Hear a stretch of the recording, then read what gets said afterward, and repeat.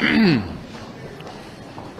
we're a little bit surprised you're even here today because we know all the news is being made on the other side as they wrestle with how they're going to put together this reckless tax and spending bill. It's important to note that the American people are mostly fixated on inflation. We have the raging inflation, as bad, some would argue, as back in the late 70s, early 80s. Gas prices are over $3 a gallon in every state in the Union. There's no relief in sight. It's a direct result of flooding the country with money. The American Rescue Plan, as Larry Summers predicted, produced raging inflation. And it's been interesting to watch the back and forth between Larry Summers and Janet Yellen over the cause of inflation. Larry Summers strikes me as the one truth-telling Democrat left in Washington.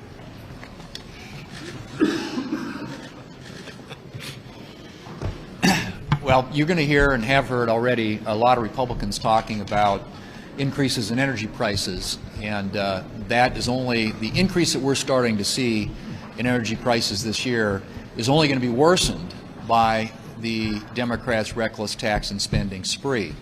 The president wants a deal on some so-called Green New Deal before he goes to Glasgow, Scotland, and I think the only thing the American people are worried about is not what's happening in Glasgow, but what's happening to gas prices.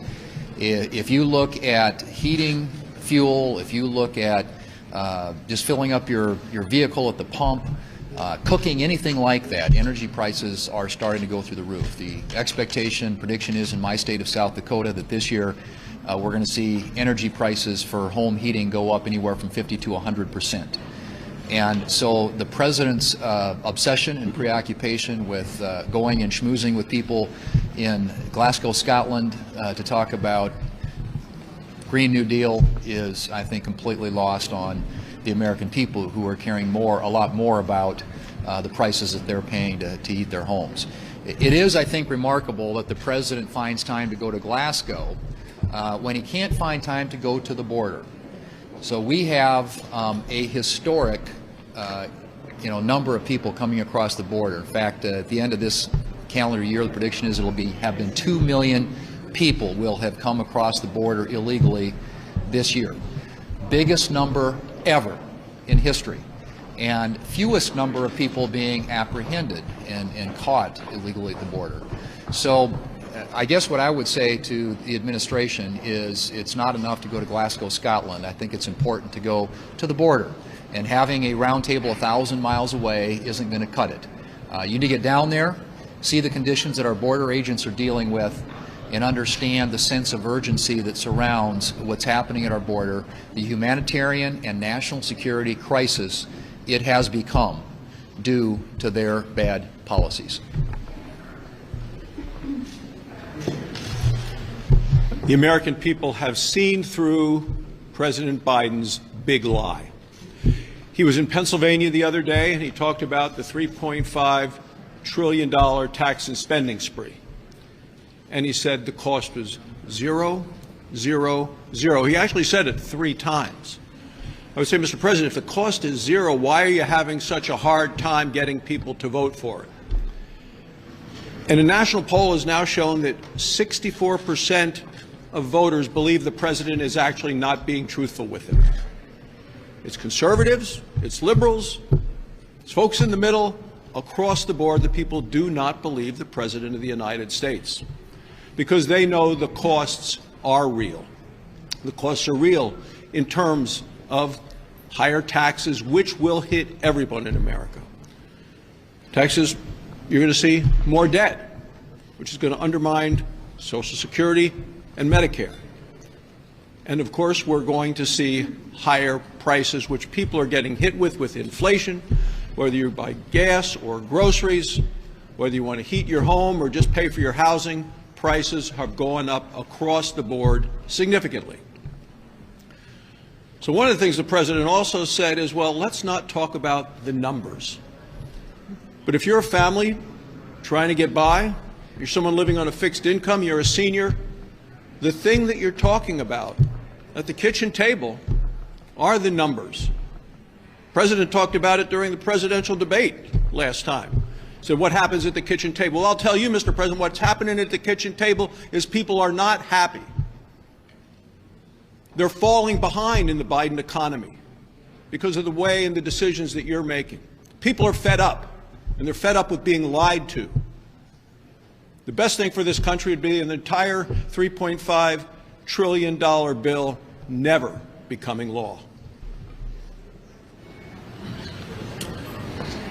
Well, one of the ways that Democrats want to pay for this spending bill is to put more money at the IRS to collect more money from American families. You know, there's always been a effort to find out where there might be wrongdoing, sort of a dragnet through the banking process to find out if there's a transaction of $10,000 or more. This time, the Democrats started out saying, well, we really think we ought to know about every transaction that was $600 or more. There was a pretty big pushback on that. So the latest version of this was, well, we want to check every account, every bank account, every credit union account, every PayPal account, every Venmo account that has a total annually of $10,000 of activity. So $10,000 of activity is every person that makes $834 a month and puts it in the bank, or every person that spends $27.42 a day through their bank account. Those are the accounts that would be reported to the IRS, that you should look at these accounts because here's how much money came in and here's how much money went out, not in one transaction, but over 12 months. It has been nearly 2 months now since President Biden's disastrous and haphazard withdrawal from Afghanistan. It was on August 26th that we lost 13 wonderful, honorable American service members in the attack at Kabul. This morning in the Senate Armed Services Committee, we had the Undersecretary for Policy from the Department of Defense in front of us. And what became abundantly clear through this committee hearing was that, one, President Biden has no viable plan for defeating terrorists that are in Afghanistan right now and plotting to exact revenge upon our homeland. The second is that through this haphazard plan, we have left Americans behind at the hands of the Taliban. And so moving forward, Americans want to know why what happened, how it happened. And even though the Biden administration wants to close the book on this horrible chapter, Americans are demanding answers. And Republicans are seeking answers. We want to know why this happened, how it happened, and how we are going to protect our homeland in the future. So President Biden, again, this is all on your shoulders, and we are going to get to the bottom of this. In Florida, what people are talking about is the unbelievable inflation, whether it's going to the grocery store, going to the gas station, or looking at their air conditioning costs, not heating costs, but air conditioning costs down there. Everything's up. They also see this unbelievable supply chain problem. They also watch that we're going to get close to 2 million people at least to come across the border illegally this year. And what they expect is they expect Biden and the Democrats to come up with a solution. They control the House, the White House, and the Senate, but they hear nothing. Well, what they see is with all this inflation, wouldn't people stop spending money? The Democrats want to continue to spend money. But as part of that, the Democrats keep saying, oh, well, we're going to raise taxes on the rich.